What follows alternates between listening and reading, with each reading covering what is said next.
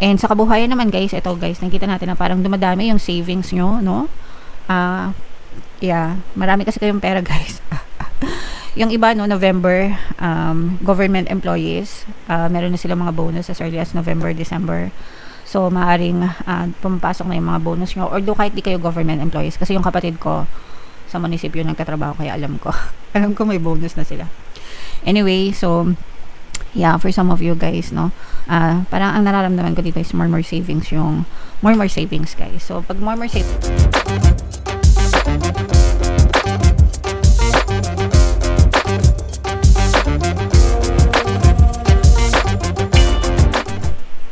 hello guys, hello Pisces, welcome back to Pinoy Pixie Tarot.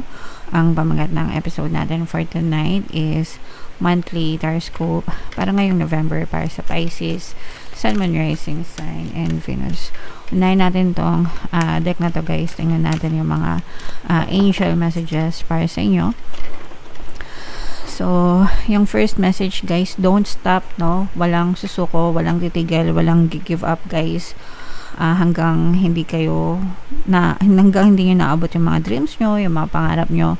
Alam nyo ba yung pelikula ni Cesar Montano, yung Muro Ami? Yung mga Muro Ami, yun yung mga batang fishermen na pinapasisid nila sa dagat para manghuli ng isda. So, yung punchline dun ni Cesar Montano, walang kakain hanggang walang nahuhuling isda. So, dapat ganun tayo sa buhay natin mga kapiksi. Walang titigil, guys, no? Walang titigil, walang kakain hanggang walang nahuhuling isda. Walang titigil hanggang hindi natin naabot yung mga pangarap natin sa buhay. Okay?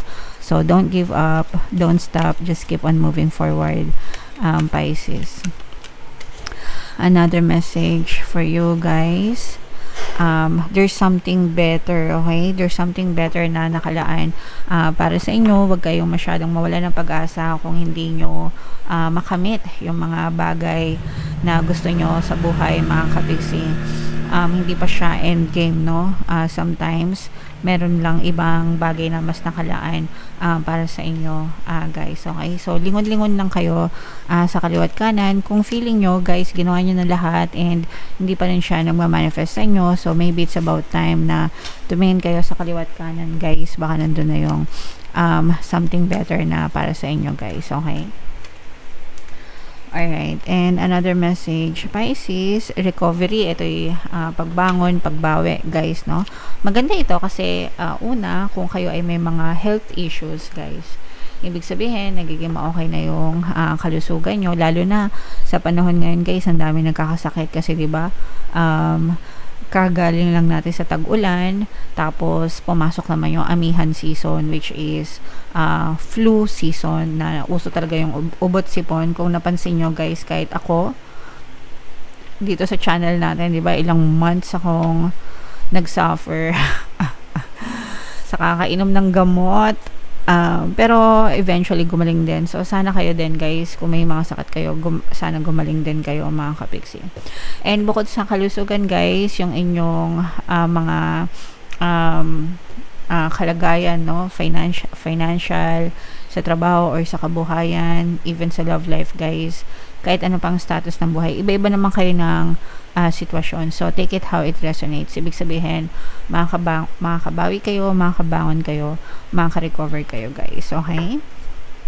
Alright, so comment down below, Pisces, if feeling nyo naka-resonate kayo dyan.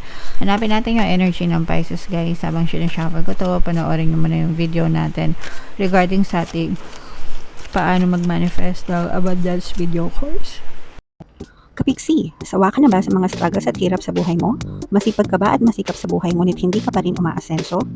Ilang beses ka na bang nag-attempt mag-negosyo at mag-invest pero palagi ka pa rin nalulugi? Sa pagkakataon na ito ay maaaring may subconscious beliefs ka na nagiging balakid sa iyong pag-unlad at pagyaman. Introducing, paano mag-manifest ng abundance video course.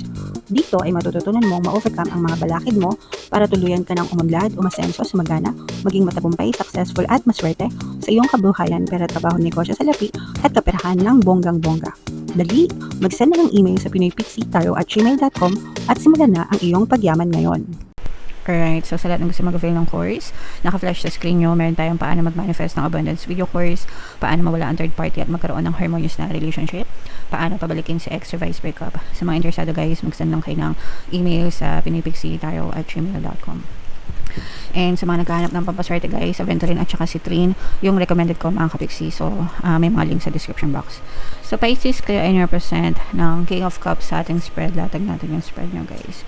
Kung hindi nyo pa napapanood yung ating 2026, pick a card, kapalaran guys. Punta lang kayo sa ating homepage. Available na guys. So, this is both negative and positive.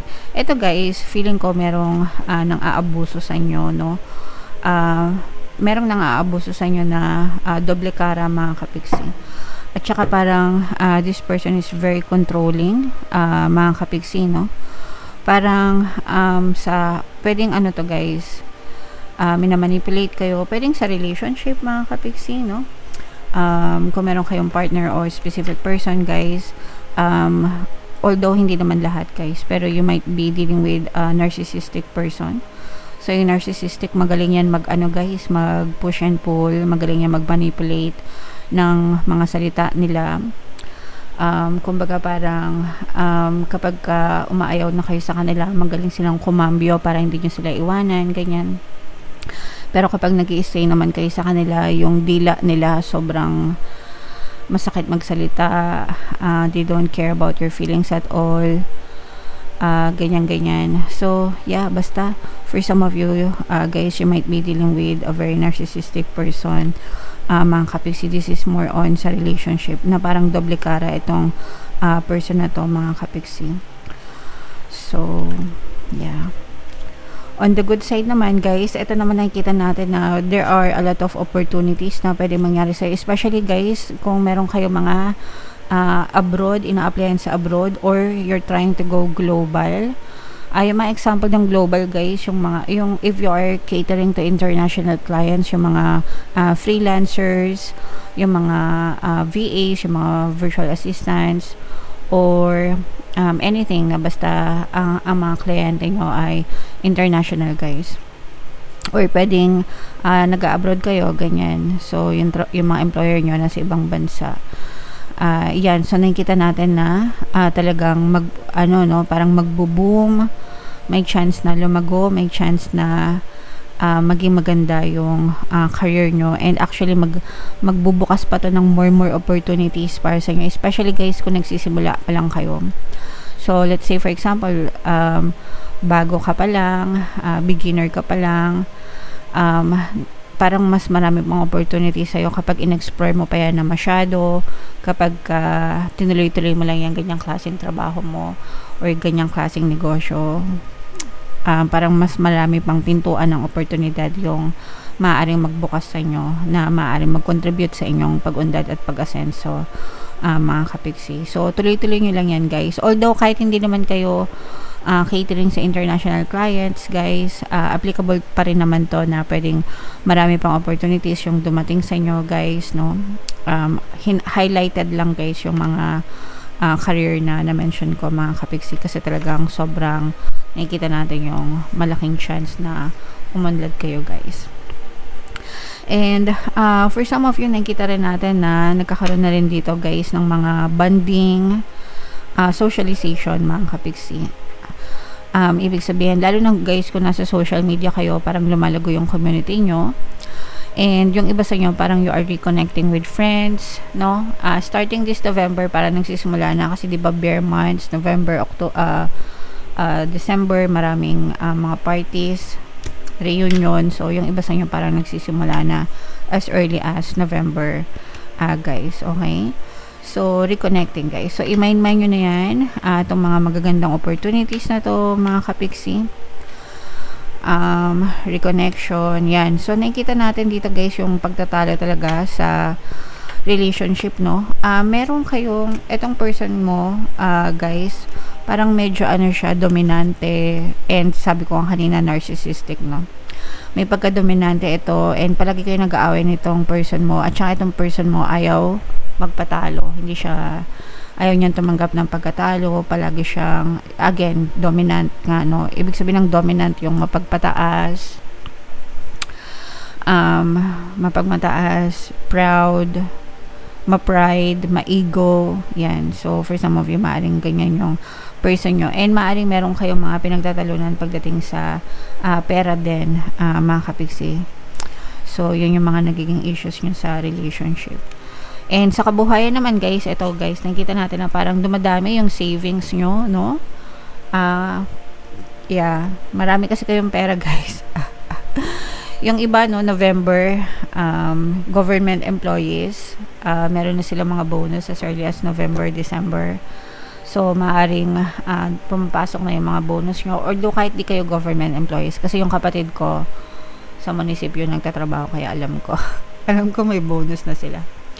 Anyway, so, yeah, for some of you guys, no, parang ang nararamdaman ko dito is more savings yung more savings, guys. So, pag more savings, ibig sabihin, more pera din, okay?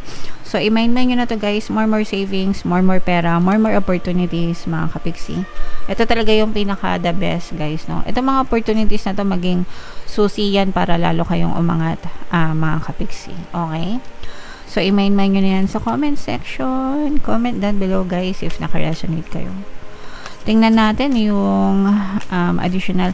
By the way, guys, nakalimutan ko i-mention, kung narcissistic yung person nyo and gusto nyo sila magbago, meron tayong subliminal na pampabait at saka pampamahal. Pampabait, pampamahal, at saka pampasuko. Yung tatlong subliminal na yun, guys, yun yung pinaka the best para sa mga narcissistic na specific person. Okay? So, pwede nga i-combo-combo yung tatlong yun, guys. So, bunot lang tayo ng additional message for you, guys. Trust the niggle. Ito, guys, gusto ko tong message na to. Ibig sabihin nito, guys, what is the niggling feeling trying to tell you? Ano yung nararamdaman nyo, mga kapiksino? Kasi yung nararamdaman nyo, whether masaya or pangit, it only follows kung ano yung dominant thoughts nyo, yung iniisip nyo, no? So, your emotions always follow your thoughts. Kapag pangit nararamdaman mo, pangit iniisip mo. Kapag maganda nararamdaman mo, maganda iniisip mo. So, kapag pangit yung pag maganda, okay lang, dead ma, 'di ba? Gusto natin 'yan. Pero pag pangit, ask yourself agad, bakit ko nararamdaman to? Anong iniisip ko? Okay? So, doon na, malalaman mo na kung ano iniisip mo. And then, the next question that you need to ask is, bakit ko to iniisip? No? Eh, hindi naman maganda yung pakiramdam ko, ba't ko to iniisip? Makakatulong ba to sa akin or makakasira? Syempre, kung pangit, definitely makakasira sa'yo. So, by all means, tigilan mo yung pag-iisip ng negative na yon, mga kapiksi. So, yun ang magiging feedback sa'yo, yung emotions mo. That's how you use your emotions wisely, mga kapiksi. Kasi kailangan mong tigilan, kailangan mong putulin yung pattern of thoughts para hindi ka mag-spiral. Kasi pag nag-spiral ka sa kanigahan, malulunod ka. Parang kumunoy, guys, no? Parang kumunoy, di ba? Pag nalunod kayo sa kumunoy, ang hirap makawala, mga kapiksi. So, wag nyo nang antayin malunod kayo sa kanigahan, guys. Kasi magsasuffer talaga yung buhay nyo. So, dapat positive tayo palagi, okay? So, i-divert nyo yung attention nyo sa ibang bagay. Libangan nyo yung sarili nyo hanggang sa makalimutan nyo yung mga negative na iniisip nyo para hindi kayo mag-suffer lalo. Okay? Alright. So, napakaganda ng message. Guys, ang maganda yung reading nyo. Comment down below if naka-resonate kayo. And, yeah, ito yung ating 2026 kapalaran. Panoorin nyo na. Ito naman yung ating success stories ng paano mag-manifest ng abundance video course. Thank you for liking, sharing, and subscribing. See you next time. I love you all. Have a nice day. Bye-bye.